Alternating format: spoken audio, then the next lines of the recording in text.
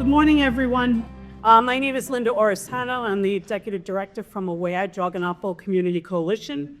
AWARE stands for Advocacy, Wellness, Action, Resiliency, and Education. We have been around since 2006. We were formed originally Northport East Northport Community Drug and Alcohol Task Force when two students from Northport High School overdosed. And the parents in the community got really upset, obviously, and they formed a task force so that they could do some prevention and education for students, parents, and the community itself. So a couple of years later, we wanted to expand into the area because we have so much work that we're doing, and people are requesting that we do more prevention and education on substance misuse. So we've expanded into Elwood. We're doing some Comac, some Greenlawn, some Huntington Station. So we're really happy about that. We just had a ribbon cutting ceremony the other night. We have a home finally. We never had a home before. So we're really happy to have a home where we could work out of. Today's conversation is about something that is shaping student behavior, mental health, safety, and school climate every single day, whether we see it or we don't. Our students are growing up in a digital world that is fast-moving, often unfiltered, and deeply influential. As teachers, administrators, and staff, the question is no longer if this impacts our schools, but how do we respond to it effectively? For this generation, the internet isn't something they've discovered. It's something they've always known. It's where friendships begin, identities are explored, and memories are made. But it's also where pressure shows up early, where mistakes can follow them, and where the line between public and private is often unclear. So today we're going to explore both sides of that reality. The opportunities and the challenges, what it means for identity, mental health, relationships, and school environments. And today we've brought together a diverse panel to help us understand what's really happening, and more importantly, what we can do about it. So let's jump in. So rather than me just introducing them, I'm going to ask each of our panelists to share who they are through the lens of this question. So we'll start with Deborah, and then you could briefly introduce yourself as you go along, which would be great. Rather than traditional introductions, like I said, the question is, what is one thing about growing up online that adults or schools are still underestimating? Well, thank you, Linda, and I'm happy to be here. My name is Deborah Winters. I've been a family therapist in private practice for over a decade. I specialize in working with parents. And one of the things that I have seen over the years in my practice is that it's never about love that makes families experience conflict. It's always about feeling misunderstood, not feeling seen and heard by the people who love you.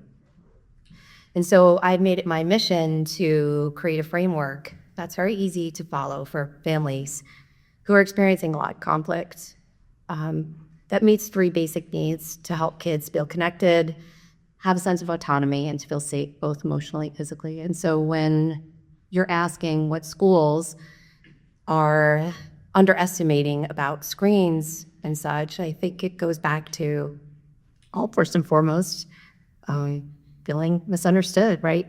This generation of kids, this is what they're being brought up in. It's not something that we experience. So we're trying to utilize tools and discipline strategies that really don't hit the mark with this generation. So I think if there's anything that I could say to take away is trying to understand the behavior behind the devices, and we'll learn a lot about that today, and then looking for new approaches that are more modern, that speak to this generation of kids.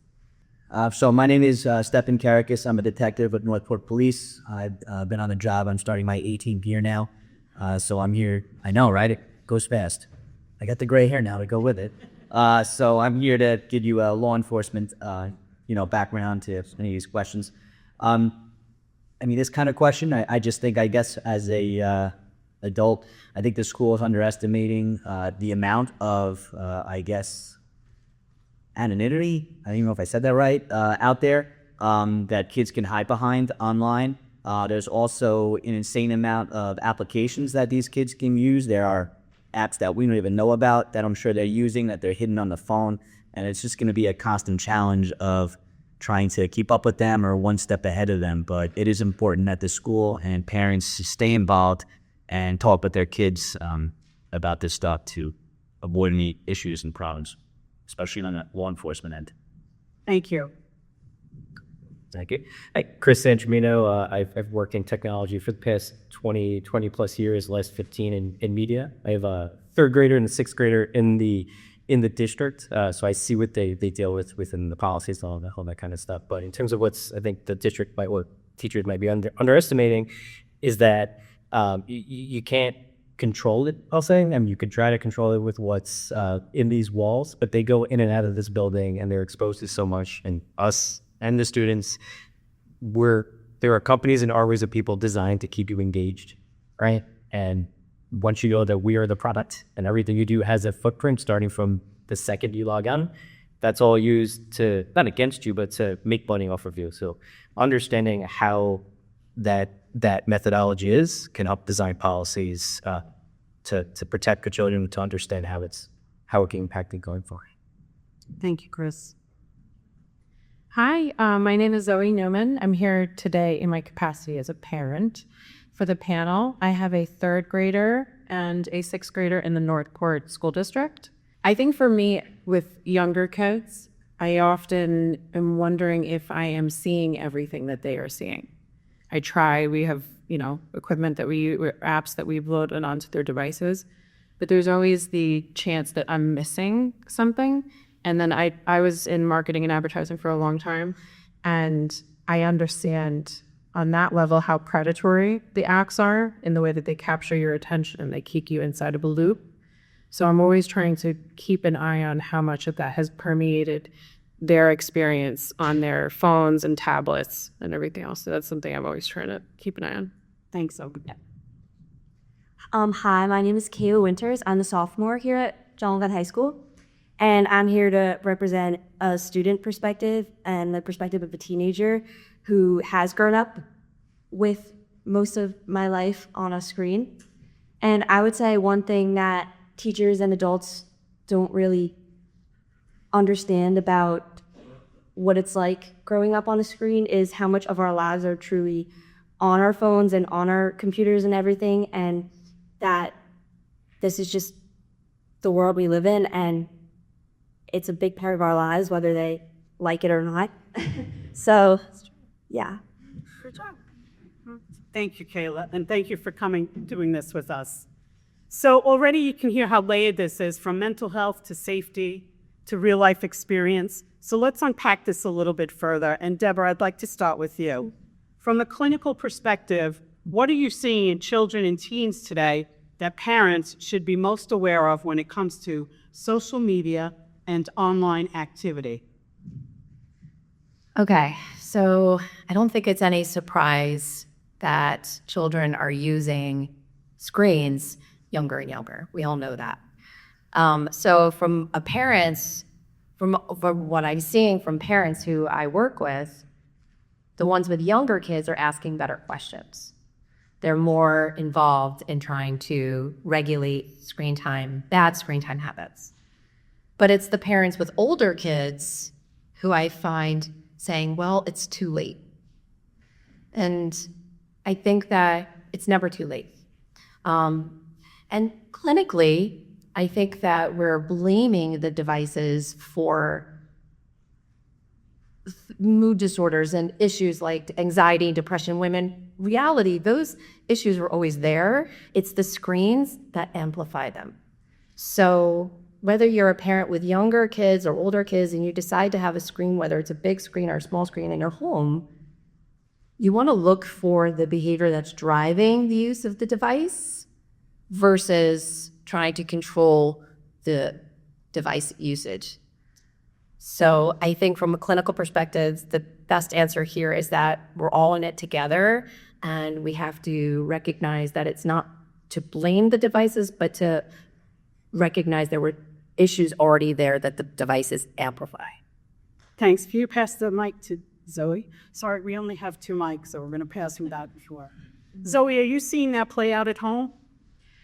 I am. I mean, I'm an elder millennial, right? So I didn't get the internet until sophomore year, junior year of high school, really.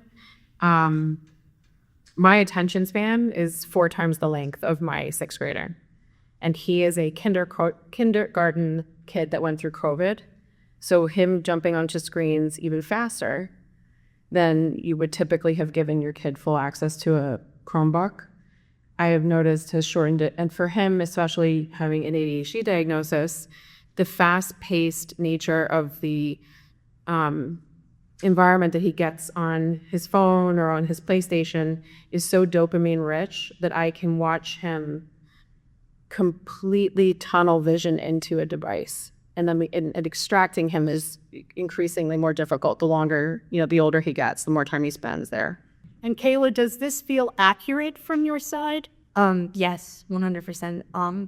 I think that screens are highly addictive, and I know myself I can definitely go into the tunnel and go into the doom scroll on TikTok and not look up from my phone for hours at a time. And I think it is very addictive, and I think that can be a problem. And Chris, how much of this is being driven or amplified by the platforms themselves?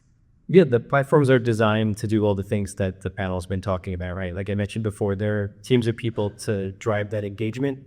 During COVID, you might have seen, it was about the subscribers, how many subscribers are on the streaming apps or Facebook or things like that. Now it's about keeping people on those apps for as long as possible. And it's literally a math problem, right? So it goes through what's the probability that we're going to keep you on this application and then drive you to not break that feedback loop. So it's keeping you engaged, and so that's the key drawback because they can monetize that and sell that data and all of that. So Zoe, I want to stick with you for a minute. What has been the most surprising or challenging part of raising a child in today's digital world? I think especially for my sixth grader, my third grade, they're two different children. So my third grader is capable of walking away from her screen when she would like to do something tactile or analog. And I don't know how much of that has to do with how much faster he was introduced, my sixth grader. But he really struggles with letting go of the device. And I think that is probably the more shocking part of it. Let's pass it back to Deborah. So where are parents unintentionally getting it, and I don't like the word wrong? So where are they struggling? Yeah, I'm glad you said that because I don't think that we're getting it wrong. I think we're just, again, using strategies that were working for our parents on us in 1996 and 2006, but no longer working in 2026. So I would say the biggest issue that I'm hearing from a teen's perspective is really that my parents are trying to control me. And if you remember, I said earlier on, there's 3 basic needs that humans have, and that's to feel connected to each other, to have a sense of autonomy and self-determination in the outcome of our life, and to feel safe.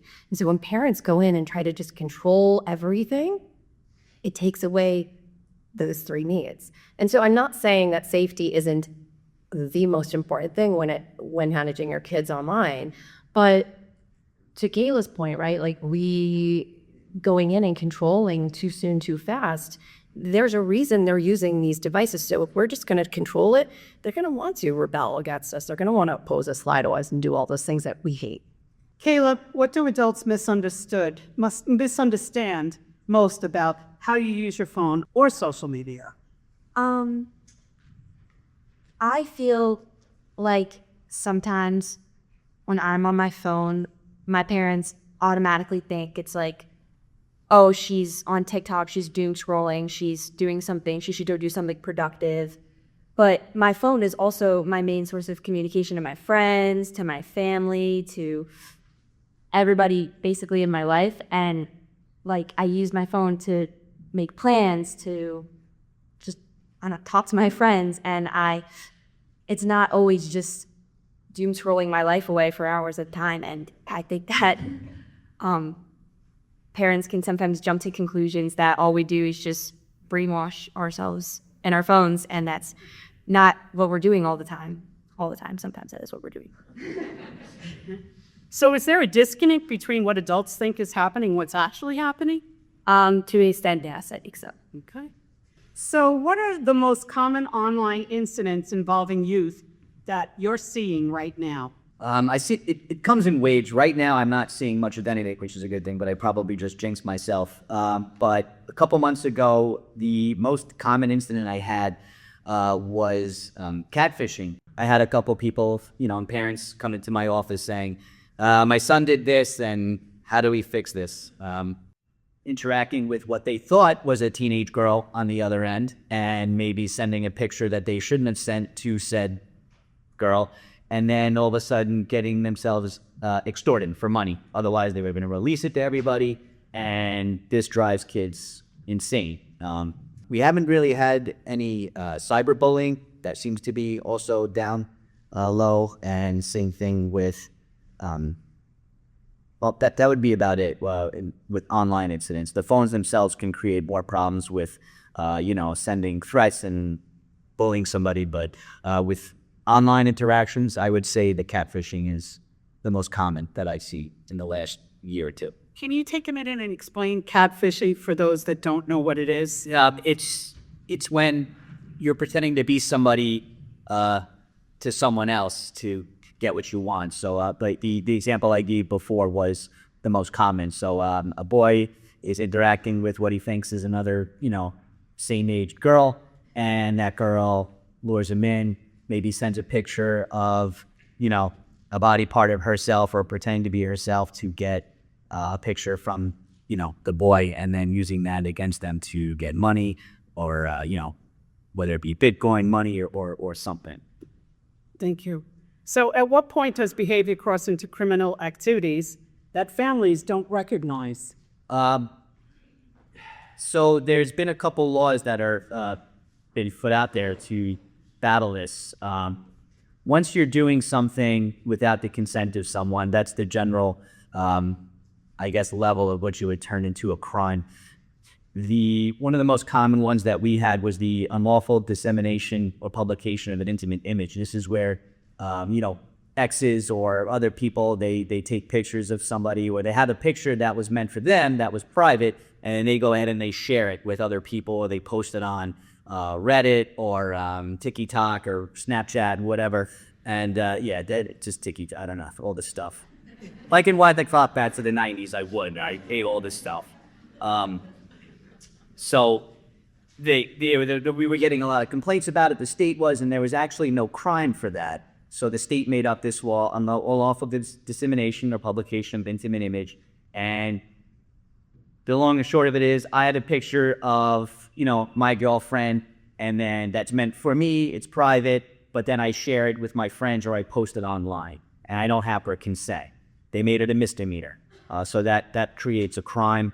Also, again, with these camera phones and kids recording themselves doing certain acts that they shouldn't be doing, or if they are doing, they shouldn't be recording it and then sharing it amongst their friends with that. This is where consent doesn't even matter at this point. There are some age limitations, and that's when we crossed into now the felony level of crime. Whether you're 17 and your girlfriend is 15 or 16 and 17, and you are recording yourself doing things and then sharing it, that is a high-level crime. And even possessing it could be a crime. If, say, your girlfriend's 15 and you're 16, and everyone has these phones, and they're recording something, just possessing that video is an issue. And I think some parents don't think about that because, they're, in a consensual relationship, but really when it comes down to the statutory age limits, it doesn't matter. There's no defense to that. So I think it's important that parent press that to their kid and say, don't take pictures of yourself, don't take videos of yourself with your girlfriend, and don't share anything. But, getting kids to understand that, I think is the bigger challenge. Right. So Chris, how are these situations happening from a technology standpoint? Sure. So, like I mentioned before, the apps are meant to keep people engaged, right? And in terms of what's being collected, in terms of data and things like that, it's more than everybody might realize, because there's an there's an ecosystem of apps within these companies. So if you look at someone like Meta or Facebook, right? How might ask, how can that company be worth $1 trillion? Like my mother-in-law uses it to post blurry, pictures of sunsets. How's it $1 trillion? But they own other companies like WhatsApp and Instagram. So understanding that if you're on one application, they're sharing the data amongst themselves and monetizing it, right? So I think it's a monetization is a big part of it to keep people on, as well as understanding that within this building, within the school as well, they're using data. You might not have realized it, but they know that, all right, everyone's using a Chromebook, and that information can be sold as well. So having the kids on there, they might not realize what they're doing, because again, with Deb was mentioning, it's a lot about behavior as well. So you might think I'm going to not post something on Facebook, but then you're sending a text or an image on WhatsApp, not realizing that Facebook owns WhatsApp, but all of a sudden it's all connected, is the point there. So my question here, Deb, is what impact does this have on a young person after the fact? Oh, goodness. Well, everything. It increases so many different moods and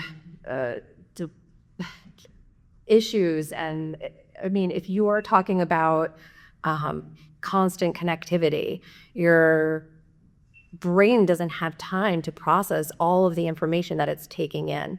So if I'm using one app and it's designed to keep me to continue using that app, how much intake is my brain trying to process at the same time? And then that's going to ultimately impact every aspect of my life. And let's start with sleep, right? So most of us use our devices right before we go to bed, including our kids, right? Because that's the quiet time. Even though we're exhausted, we'll spend extra time on our devices because that feels good.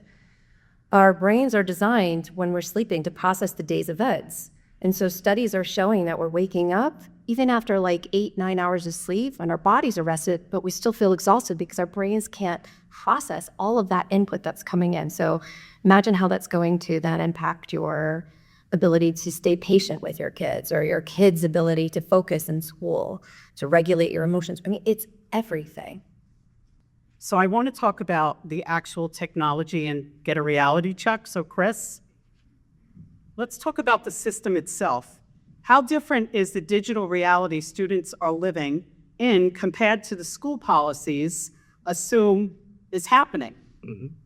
Yeah, so I think it's the school, from what I've seen from my children and just understanding the policies from board meetings and things like that, right? I think the school does a very good job at protecting kids within this building, right? But like I mentioned before, the kids go in and out of this building, right?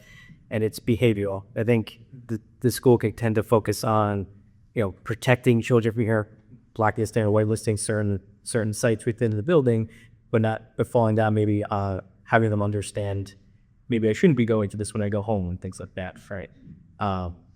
So understanding how to protect the children, I think, from a perspective of knowing when they leave this building that it's not necessarily, I think Zoe mentioned it before, from a parent's perspective as well, you have different filters on, you think you're protecting them, you kind of go away, but you don't realize that what's actually, maybe the information that they're, like my son watches a lot of YouTube around history, right?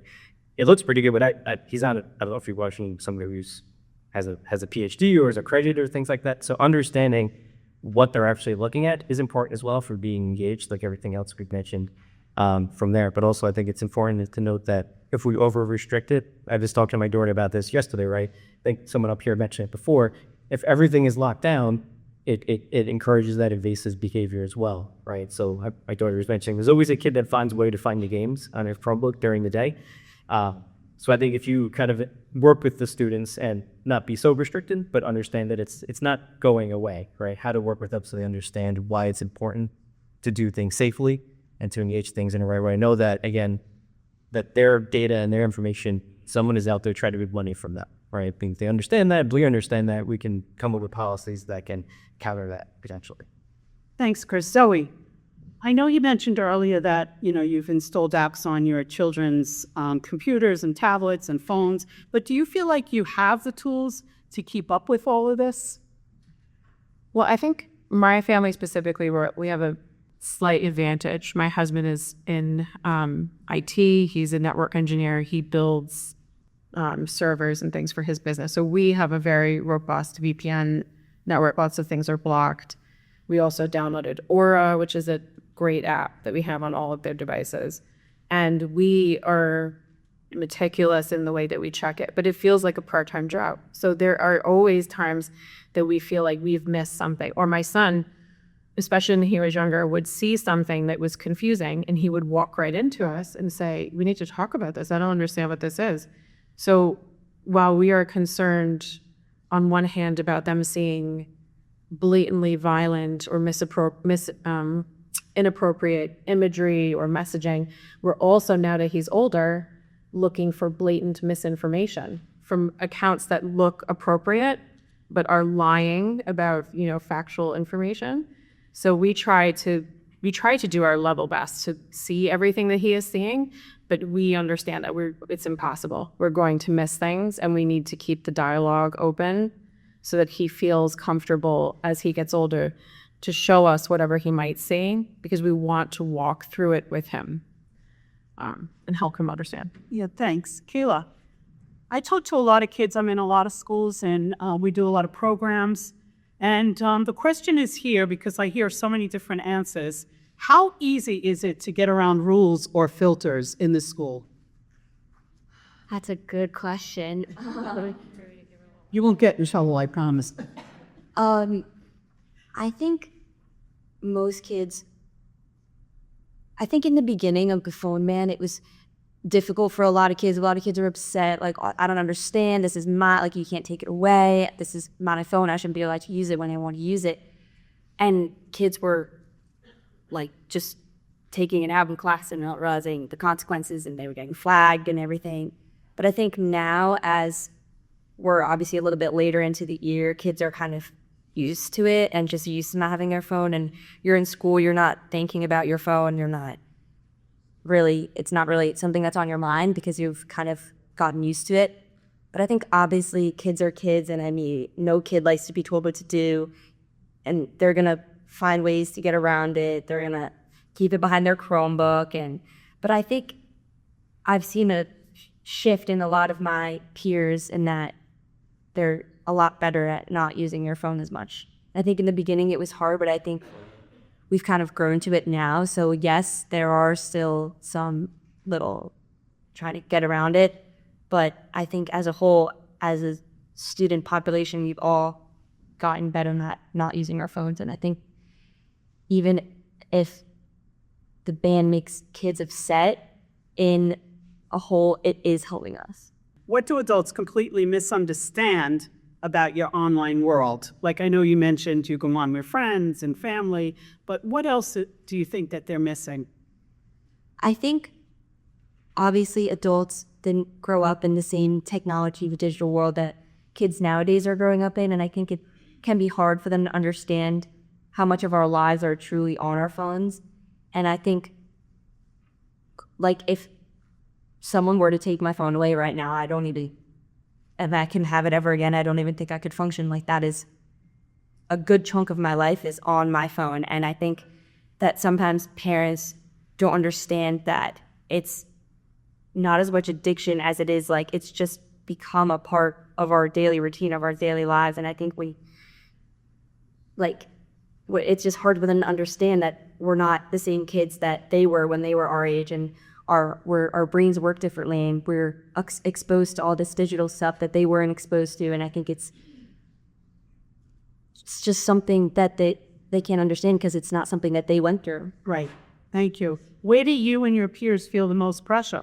I think with apps like TikTok or Instagram, where there's not as much communication on those apps are kind of easier to, like, push away and be like, I don't need to go on TikTok today. There's no point. I'm not messaging anybody. So I think apps like that have a lot less pressure attached around them than apps like Snapchat, where there's constantly a conversation going on. Someone's constantly texting you. There's a group chat. There's someone's posting on their story. Those apps are where a lot more of the pressure comes along, and where a lot more, I don't know, if I have to do this, I have to keep my streak going with somebody, and I have to make sure that I check this because they can see how long they've been on delivered, and I don't want to upset this person.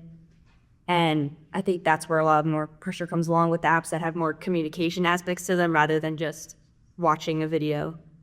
So when something goes wrong, okay, within your peers, who do students actually go to? I would say it really, every student is different and every kid is different. Me personally, if something were to go wrong on social media, the first people I would go to would be my parents because I have good relationships with both of my parents and I feel comfortable coming to them about something like this. But I think a lot of kids aren't as lucky as me to have good relationships with their parents. So I feel like those kids would be more likely to go to another peer or maybe someone else who's been in the same situation as them to get help on what to do. So do you think we're creating a full sense of security here? I think absolutely. I think we all have anxiety, and we like to think that it's a perfect world. But I probably noticed the theme that the people I work with and member of the industry, they're trying to get people engaged and do exactly what Kayla's talking about to make money off of us, right? So I think it's easy to think I have my filters on.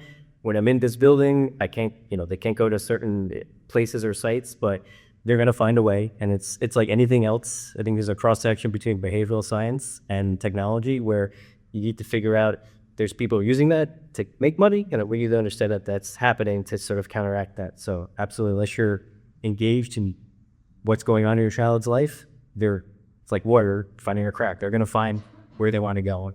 You need to be engaged from that perspective. Thank you. What platforms, apps, or trends are most concerning to you right now and why? I absolutely despise Snapchat. I think that is the evil program. That's the program that kids really get themselves in trouble with because they have this sense of security that, well, it deletes, it goes away. It's, I send the picture, I set the timer for a second, and the picture is gone. It's not gone. I tell you people, it's not gone. It's in the cloud. It's there. We can get it. But they, think it's not there. I would say that is definitely the most horrible platform. All social media I really don't like, if you can't tell. But Snapchat is the worst. Zoe, did you want to say? Of all of the social media apps, I would say that Snapchat is the least accessible for parents too, because Instagram, we're used to it. Facebook, we had it first. TikTok is just video clips and a comment section, but Snapchat is like a whole smoke and mirrors situation, and they use it as their primary texting platform too. Well, first and foremost, I hate Snapchat. I don't understand why we can't just text on the regular iMessage app, and I don't really understand what's so popular about it. But I do have it, and I would never delete it because I would be deleting my main source of communication to all my friends. But when on Snapchat you send pictures to each other, and I think that our generation has kind of established like a almost like a kind of like a secret set of rules. It's like an unspoken like set of rules that like what each snap means. Like if you get the ceiling, like it's normally like that's going to a bunch of people and like whatever. And then if you get half face, it's like, oh well, like me and this person, like we're like friendly, like we snap half face, like we're not really, don't have really that good of a relationship, but I get pictures of half their face, so that's a good thing. But then like my best friends, like I'll send like my whole face, and like it's kind of like almost like a secret set of unspoken rules between teenagers, and it's kind of hard to explain to adults. And I tried to explain this to my mom, and I still feel like she doesn't even fully understand it because it's like you kind of have to live it to understand how kind of Snapchat works. But yeah, I hate it. But there's a lot less security on Snapchat than there is like you send someone a message and it says deliver, and then that person can't see the message unless they click on it and open it, and then you can see that they opened and they're looking at your message, and you can see when someone's sitting on their chat, you can see when someone's typing, you can check someone's snap score and see if it's going up, it means they're using the app and they're talking to other people, and then you're like, why am I being ignored by this person? They're clearly on the app texting other people, and it's just they're literally zero trying to see. And I think that's why it's so addicting. So I've heard some situations in schools with Snapchat where there has been some illegal stuff happening. And when an incident occurs, Detective, what should schools and families understand about evidence reporting and response timelines? So when an incident occurs online, whether it be on any social media, Facebook, TikTok, Instagram, Snapchat, there is a timeline that should be followed because when we get involved, then we're sending subpoenas, we're sending preservation letters. Even though it's not there, well, it's deleted, can't show you, it is stored in the Snapchat cloud, depending on a bunch of different factors that I'm sure Chris, the IT guy, can go over more. Anywhere from 30 to 90 days, it'll remain on file. That goes for GPS locations, images, texting, videos, depending on what the actual data is will determine how long it's there. But we'd rather act on it sooner than later. The more time goes on, the more that data, I guess, degrades, to keep it simple. But if, your kid is getting a bunch of inappropriate images, that is something that you'd want to come down and report to us. We can subpoena the username. We can try to get an IP address. There's ways that we can do it, but it takes time, and it's better to act sooner than later, especially because again, these applications, they're not exactly law enforcement friendly. They don't like dealing with us. So when we do get the data, it is not very user-friendly to decipher. It's like an Excel spreadsheet. It might as well be Mandarin to me sometimes. And thank God the police departments, we have IT people that can decode all of that information and give it to us in some kind of usable, prosecution type information. There are certain things, though, that they will comply with us right away, and that's life or death situations. So say, we've gotten it a couple times with Snapchat, people saying, well, my friend said they're going to kill themselves and I don't have the text anymore, it's gone. Or I couldn't screenshot it because then it alerts that they're screenshotting it. And I'm like, this app is just, I don't know. Again, these rules, the half face, the ceiling, all that stuff, I don't get it. But if there is some kind of immediate threat to someone's harm, or, we're in a school, I know sensitive subject, I just saw on Snapchat that this person's going to bring the gun to school, or they're going to do something. That, I will say from personal experience, Snapchat is very good in getting us information in real time.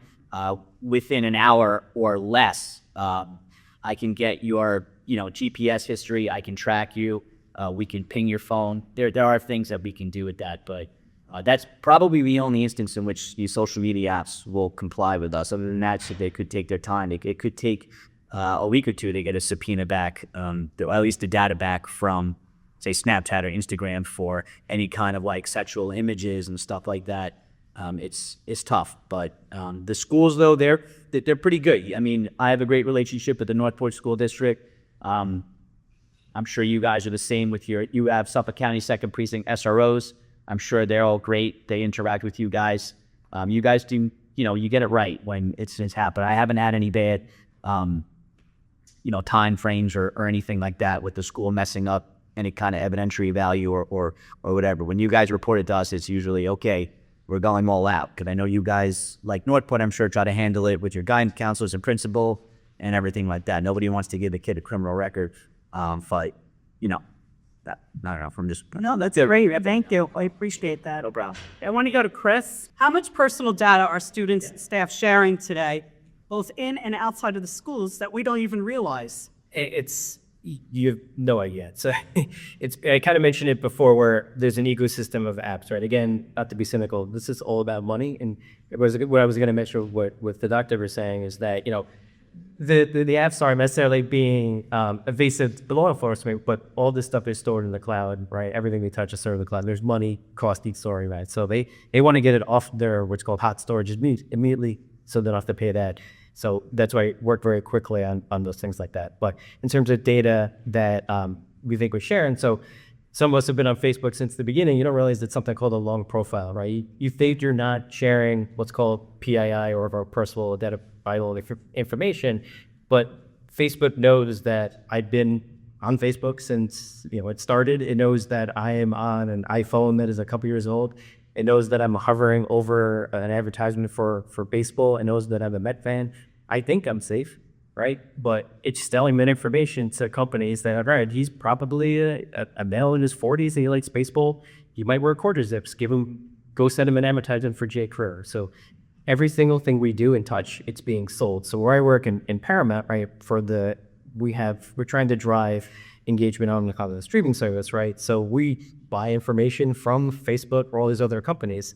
Reddit is another one that might not be aware. The Dabo published I think maybe 2 years ago. That is approaching $1 trillion valuation because people are on there posting stuff. They think that they're being safe in the data, but we're gonna realize there's stuff in the background that's being shared, and they're making a math problem to compile your profiles from a number of years to then sell it to everybody to keep you involved. And even like I mentioned before, within the school, again, I know the school is not giving out personal information for people, but they know that how many kids are in the school because we bought Chromebooks from them. We know we have Google licenses, and they're using that information to make guesses, and it's a probability game. They say, all right, people in this district, maybe they like quarter zips. Start sending the parents from there because they just went to the Shrek musical, right? And that gets that feedback loop, and once it goes well, they keep doing it, right? So again, it's all about money.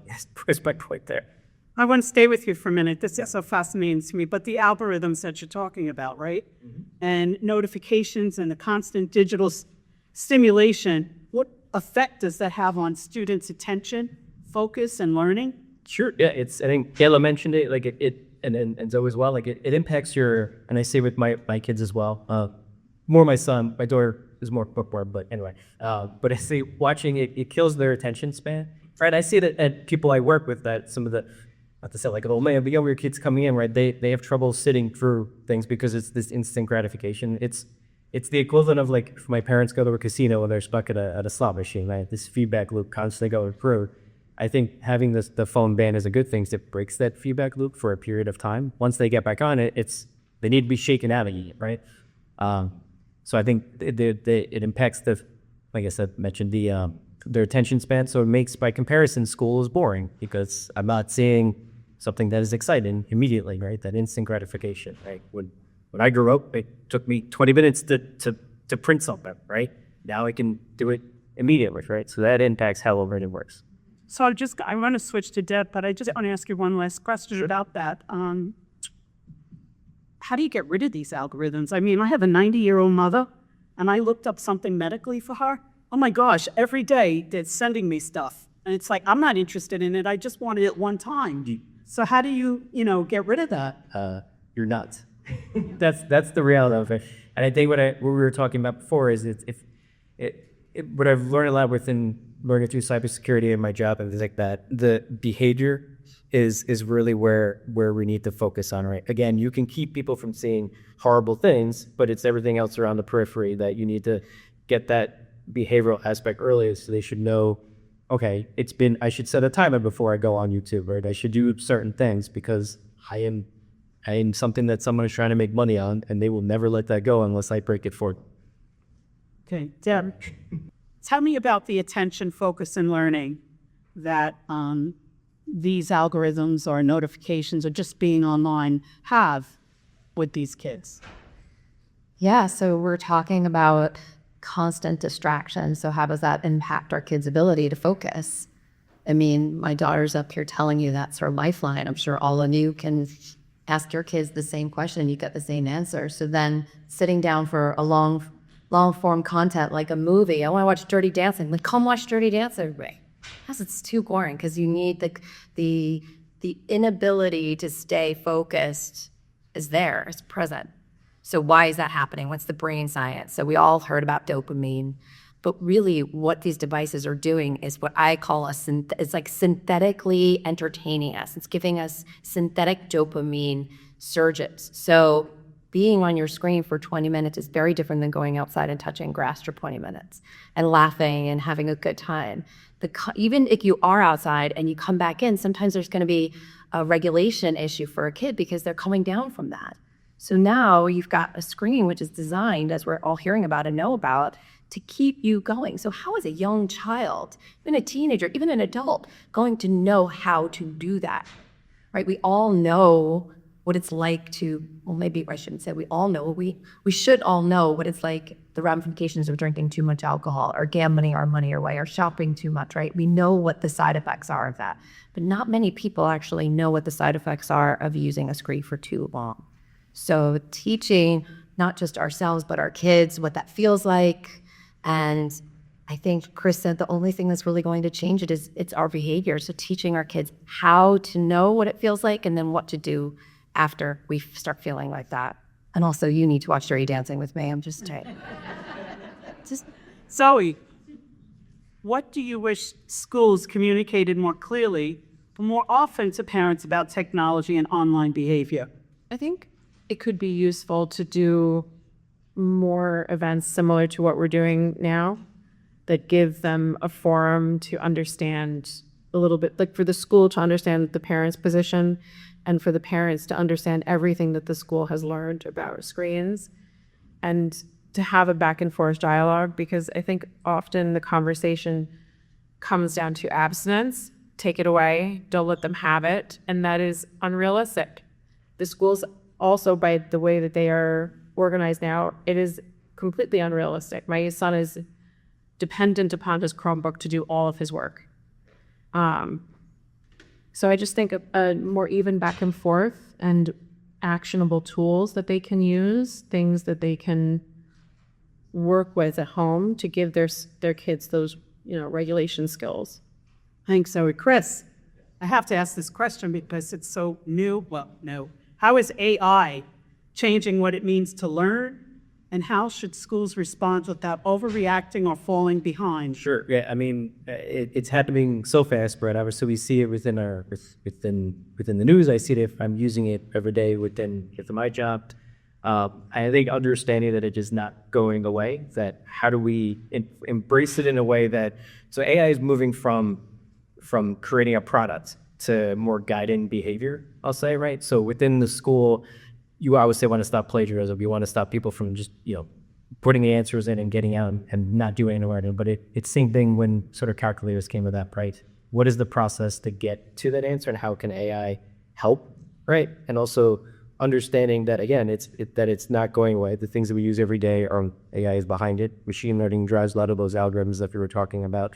But understanding being literate in what this technology is will prepare them, I think, because when they go into the workforce or go into a college, or maybe they want to go into a trade, because listen, I don't want to deal with having to work with AI or something like that, or have those risks that are involved. My point is, it's happening so fast that we shouldn't pretend it's not happening. Find a way to include it in. I know my daughter uses it on her Chromebook when it helps her study, which is awesome. We need to make sure that is grounded in the answers we're getting are correct. It's all using our data to learn all that kind of stuff, right? But again, understanding it's not going away, and how can we make the stack here literate in it to make it a tool and not something to be afraid of and ignore it's not going to happen, because it's here and it's continuing. As a parent with kids that are, going through this cycle with technology being so prevalent in their education throughout the day, my concern has always been that their literacy is not at the standard that I would like it to be at for them to then go and use ChatGPT. If you're using it as a replacement, or if you're using voice to text, or if you're not capable of writing that paper by hand, then it's just too enticing to have ChatGPT write your entire paper. And then what do you walk away with? So we're always trying to limit it as much as we can, but my husband uses it a lot for work and it's incredibly helpful. It's just we don't know how to help kids use it properly, I think. It's amazing because I was at a conference and I took the AI workshop because I was curious how it works. I can't even begin to explain how much it does. It's just nonstop. It could tell you what to wear today, and it can do a great financial budget. It goes from one spectrum to the other and everything in between. And there's just so much, like with Claude and Ella Notebook and all these other, where do you start? How do you do it? So that's a whole nother discussion. But it is amazing. But Chris, if a district has limited resources, where should leadership prioritize their investment right now? Should it be with technology tools, staff training, digital literacy? cybersecurity, and why? Sure. So I think first and foremost, right, you harden the environment, which I think goes without. That means making sure that people can't hack us or get ransomware and stuff like that. That goes without saying. But in terms of the options that you laid out, I think it's investing, like I mentioned before, investing in the staff to be literate in these technologies and how to use them, right? Because again, they're not going away; they're only accelerating. And how to include the behavioral aspect with these technologies, right? Because the understanding that the kids are going to use them outside of these walls, and how can they improve the educational experience and prepare them in the future for when they go to college or not, right? What is the next step for them to make them productive citizens, whatever the future might look like? So I would say invest in the staff. If you want to get certifications on certain things, pick a set of tools to teach the staff. So I have them do similar same things, but being literate in those pieces and teaching the children how to use them as part of the educational process would be my suggestion. Thanks. Detective Karakis, how is AI affecting the world? I haven't really seen it used for crimes too much, but I don't think it's advanced enough where people can mock up evidence against somebody. That's my biggest fear with AI. Is someone coming in alleging a crime against someone, and they have AI generate some video surveillance photo, and it's there, and it's going to be real tough to decipher. Thankfully, that isn't a thing right now. I hope I'm retired before it does become a thing. I don't want to deal with it. But AI, to jump on what everyone else is saying, I think it does affect the literacy of the cops. I can go from a different angle, AI. Our younger cops coming in, I don't know if it's just because they're addicted to screens. They can't talk to anybody, and they're always looking at their phone. And it's like if they could text a complaint, and they'd be the greatest thing in the world. But we don't do that. We go face to face, and their report writing is atrocious. So, and I've actually seen someone use ChatGPT to make a police report, and I'm like, what is going on in the world right now? So I see it affecting more of that than, I guess, in my other realm of dealing with, crime and stuff. I see it, it's a crutch, and people are really bringing on it too much. And it's going to be scary when this stuff comes out. I guess, maybe we should show the movie The Terminator. We know how this plays out. I've seen this movie and how it ends with AI. But yeah, I just, thankfully it hasn't been used in crime yet that I could see. Good. So I went to the vet yesterday for my dog, and when I went into the room, she says to me, "Do you mind if I record you?" And I was like, "Why are you going to record me? I'm just bringing my dog here to see what's wrong." And she said, "Well, because the vet wants to be able to translate his notes from AI right into a summary. So they don't even want to write them anymore. They just want to record you and have it go right into the summary." I found that really amazing. So, what are warning signs should parents not ignore that may indicate unhealthy or harmful digital use? Well, first, you got to know your kid, right? So if your kid is already inherently prone to high levels of anxiety, technically speaking, you wouldn't want to allow them to be on the device for such a long period of time, because of what I said earlier in the discussion about how the screen will amplify and magnify what's already going on underneath. And that includes social isolation, depression, all the things. But if you start to notice any behavioral changes, and it doesn't just include being a little bit more moody, right, as teens do.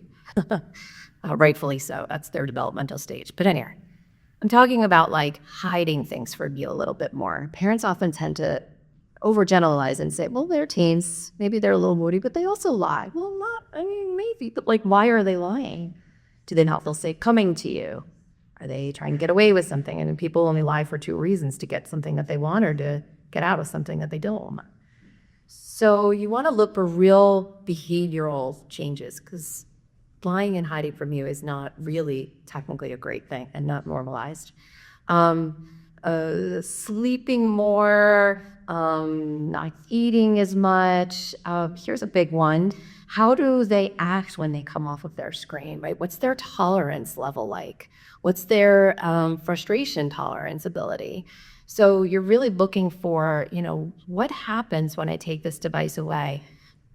And is my kid staying up too late? Are they sneaking in? Are they just overall behavioral changes that are a little bit more extreme? Great, thank you. I want to do a cross-panel discussion with a couple of questions. Are we overreacting, underreacting, or reacting incorrectly? There's so much coming at us at the same time. How could we not want to react? I think if we were underreact, it's all fear-based, right? If we were underreacting, it's because we just don't know what to do. We don't have time. We're too overwhelmed, so I can't deal with it, right? So I'm just going to trust the procedures that are put in place. If I'm overreacting, I'm also fear-based because I don't want to see things get destroyed. So I think it's all relative. I think we have to react. I mean, and asking questions, becoming more educated, sessions like this, they're helping me right now. I think it's trying to find a happy medium between under and over. I agree. We have to do something. The only thing that really comes to my mind right away is the ban in schools. I think it's great. I think removing the phone from a kid gives them it lets them focus on schoolwork and everything. Real quick, I read an article in the Observer. I don't know if you remember it. They had an article with the superintendent in schools saying, how's the school ban going, or how's the cell phone ban going? And he said, well, it's great. We're actually seeing kids talk more and interact more and socialize. And I thought that was hysterical. I'm like, no kidding. That's what we need. So I understand it's never going away. We're stuck with phones and social media, but I think you just you really gotta limit that stuff and use it as a tool as it is, and keep them out of schools. Great. I think I'll give a great non-answer. I think it depends on the situation, right? I think within the school, I think there are situations where we overreact. For example, like I said, I was talking to my daughter. Everything is blocked. I think that's probably an overreaction, right? But outside these walls or within different areas within the school, I think it's severely underreacting, because I don't like everybody fully understands that there are trillion-dollar companies trying to get you to buy something and to have your data, and you realize that everything you do leaves a crumb that affects somebody else, right? I friends with Deb on social media. They probably know we're friends, and something that she might do might impact something I see. I think understanding that web will help people react appropriately. But the thing, it's a bit of a situation, depending on how their action is. Zoe, as a parent, how are you doing? I think it's a spectrum of reactions. There are some things, like, I genuinely believe societally we live in a completely different cycle and we grew up in. I work almost exclusively off of my phone. I used to. And so that made my kids see me with a phone pretty consistently as they were growing up. And we have this conversation constantly in our house that, like, we are responsible for modeling the behavior that we want our kids to emulate. And if we want them off of their iPad, we need to get off of our phone. So we try to make pockets throughout the week that we don't announce it, because that would cause a revolt, but it becomes a screen-free kind of area. So, like, when we eat dinner on the weekends together, there's no screens at the table. We try to do things like that. But I do think we underreact as a society to the amount of data that we share online and the way it is collected, repackaged, and sold to track us across apps. And that is something that bothers me for my kids, because they have no privacy. Some kids in my children's generation have been on Facebook since the sonogram that their mom had at 13 weeks. And they will never they won't have a year of their life that isn't documented. And that's always bothered me. So I think that's a little bit of an area where we underreact. And Kayla, do you find your peers and students talking more and hanging out more, or isolating? What do you find? I mean, outside of school, I feel like there hasn't really been a change in the way my friends are interacting with each other. I think we're on our phones just as much as we were before the phone ban. If anything, I think outside of school we might be a little like on our phones a little more, because we can't have it for 7 hours out of our 5 days a week. But I also think it depends on the time of year. Like in the summer, I think me and my friends are a little less on our phones because we can go outside, we can go walk places, it's just easier to make plans and we're not really stuck inside. But yeah, I think relating it back to school, I think in school, there's a lot more communication than there was before the phone ban. Like an example in Italian, me and my friends last year, if we were done with our work, we would all pick up our phones and start playing Block Blast or something, do something, and we would ignore each other. But now, me and my friends that I sit with in that class, we have come up with all these games, and we literally have a new game that we play. We finish our work, and we're like, okay, let's play all these new games, and none of us pick up our phones the entire period for that period. And even though we're not technically supposed to pick up our phones, we interact and we talk to each other, and I like that a lot better. Thanks for your honesty. Do you think you're learning more by not having your phone or paying attention more? I mean, you just mentioned, you're making up games. Yeah, I think so. I think my attention span is now a little bit better, and I think it's easier for me to focus in class than it was in years when I was allowed to have my phone. Yeah, I think from my personal perspective, I think I'm learning. So do you think the ban is positive or negative? I think the ban itself is positive, but I think there can be shifts in the way that we're approaching it.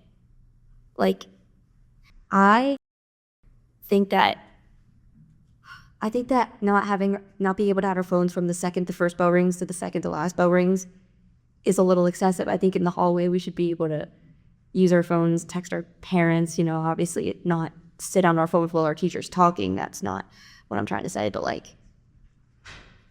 I think that what we have right now is a little intense for my liking, but I do think in a whole it's a positive thing and we're moving in the right direction. Great, thanks so much. Deb, on that note, what does healthy, effective parenting around technology look like today, and where should parents start? Well, I'm of the mindset that you always want to start with teaching. The word discipline actually comes from the Bible, and it means disciple, which is a teacher in the Bible. So if we're disciplining our kids, we're always wanting to look for ways to teach them. Controlling everything in their life is really either teaching them how to be afraid or how to go against us. So the more we think about what we're teaching them, the better. So you wouldn't just give them a set of car keys and go, here, good luck, bye-bye. So if you're going to give your kid a screen, you want to be able to teach them how to use it. And so in real life, we're teaching them how to communicate with their peers, how to accurately study. We also want to teach them how to use their devices in a way that teaches them not just how to be safe, but also how to become more resilient to things like what Kayla was talking about earlier, which just blows my mind. Like, how much that increases anxiety when someone doesn't open your message, or what if you're dating someone and they only take a picture of a ceiling and send it to you? Like, what is that going to do? So you want to be involved in teaching them how to regulate their emotions. My last question is, what is something happening online right now that would shock most people in this room? When it first came out, you could do anything on Snapchat. I was involved in investigations with drug dealing. I act in undercover capacity. You use that app because it's anonymous, it's there, it's easy. It's really tough to build a case off a Snapchat case. It really is. You could do anything on Snapchat. I was involved in investigations. You can go into prostitution and get all that through Snapchat. It's a crazy world. The drug dealing is still going on Snapchat. That's never going to go away. But we're there and we're trying to stay on top of it. Human trafficking as well, correct? Human trafficking is there. I don't really see a lot of that in Northport Village, thank God. But I do know that in Suffolk County, there is an aspect of human trafficking, and they do have special task force and federal task force. They keep a tight lid on any information that they release, but they are out there and they are tracking that stuff. And Snapchat is, shockingly used for human trafficking. just to answer me, I mean, I didn't know that that's happening, so that's pretty crazy. But I think I mentioned it before, not to beat a dead horse, but I don't think people understand that what you do on the internet drives what you see on Netflix. You might have any idea that you're downloading a Stop and Shop coupon, and that's driving what shows up in the carousel on Peacock. Like that, they're all selling our data and using it to sell more. I know it says 100 times today, that's what this is all about. They don't necessarily care about the emotional part of it. They care that you're engaged, and everywhere they can get a profile about you, they're going to do that. Okay, well, I want to thank each and one of you for being here today. Today wasn't about fear, it was about understanding. So what we heard is that this is not just a technology issue. It's a mental health issue, a parenting issue, a safety issue, and a school issue. So the opportunity in front of us is not to control it, but to respond to it thoughtfully, proactively, and together. So with that, is there one thing you'd like to share that people can take away with them regarding today's discussion? The panel, Deb? Thank you. First, thank you guys so much. I liked being here and meeting some of my kids' teachers. The one thing I could say is that, well, we can't control everything in our environment, although we'd like to, but we can always control how we show up with them in their environments. From my standpoint, just, communicate with your children, teach them actions have consequences. And, yeah, don't take pictures of yourself and send it to anybody. That's usually what I was going to say. Nothing good comes from it, all right? It's not going to be secret or private. I promise you. Well said, Doctor. So yeah, like I said before, I mean, the technology, they're out there to make money from you, but it can be used as a tool. We can't necessarily control it. It's there. Work with how to, teach the kids how to use it, and use it as a tool to adults. Be so restrictive where they try to get evade all the controls and everything. I would just say I am always trying to increase my own literacy so I understand what they might be experiencing, trying to stay a little bit ahead of them, but also making sure that they know that I'm with them to experience it alongside them, and that no question, no matter how scary or weird it is off limits, so that we can keep the communication always open. I think that one thing I want to leave with everybody is that kids respond to adults who want to teach them rather than control them. And I think it's also important for adults to try to learn about their kid. And I think this is just something everyone is going through together, and it's new for kids and it's new for adults. And we just have to learn from each other and not try to control or fix. Thank you. So I just want to share that we have a YouTube channel, and on our YouTube channels, we have a podcast that we do every month on different topics. So feel free to go on it. I think it's Aware Long Island, if I'm not mistaken. And then, of course, because we're talking about social media, please like us on Instagram. So thank you again for giving us the opportunity.